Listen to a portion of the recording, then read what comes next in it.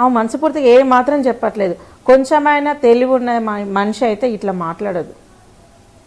ఆమె హీరోయిన్ అయినప్పుడు ఈమె ఎక్కడున్నది అనసూయ? ఆమె హీరోయిన్ అయినప్పుడు ఈమె ఎక్కడున్నది? అర్థం ఉండాలి, ఒక మాట మాట్లాడినా అర్థం లేకుండా నోరు కాదు. మరి అందులో ఇప్పుడు మన షో స్టార్ట్ చేసేటప్పుడే అన్నాం, రాశికి అనసూయ క్షమాపణ చెప్పాల్సిన అవసరం ఉందా అంటే ఈ లోపే అపాలజీ చెప్తూ ఒకటే సోషల్ మీడియాలో పెట్టారు, అందులో క్షమాపణ చెప్పారు. కానీ నేను ఎప్పుడో 3 సంవత్సరాల క్రితం అన్న మాటలను నాపై యాంటీ క్యాంపెయినింగ్ వాడుతున్నారు అని అంటుంది. అంటే తనపై యాంటీ క్యాంపెయినింగ్ జరుగుతోంది అన్న బాధతో క్షమాపణ చెప్పినట్టుగా అనిపిస్తోందా, లేదు తను నిజంగానే ఒక మహిళ గురించి అలా మాట్లాడాను అన్న బాధలో రియలైజ్ అయ్యి చెప్పినట్టుగా అనిపిస్తోందా మీకు?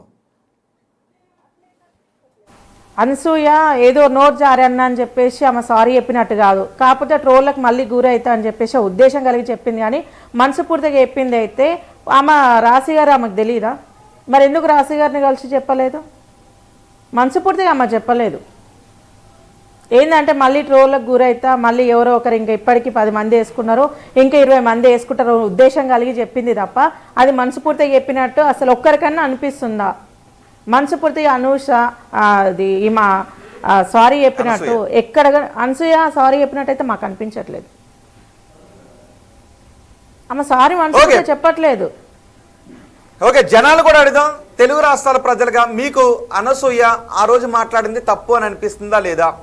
అనసూయ క్షమాపణ మనస్ఫూర్తిగా చెప్పినట్టుగా మీకు అనిపిస్తుందా లేదా? ఒకసారి కమెంట్ బాక్స్లో తెలియచేయండి.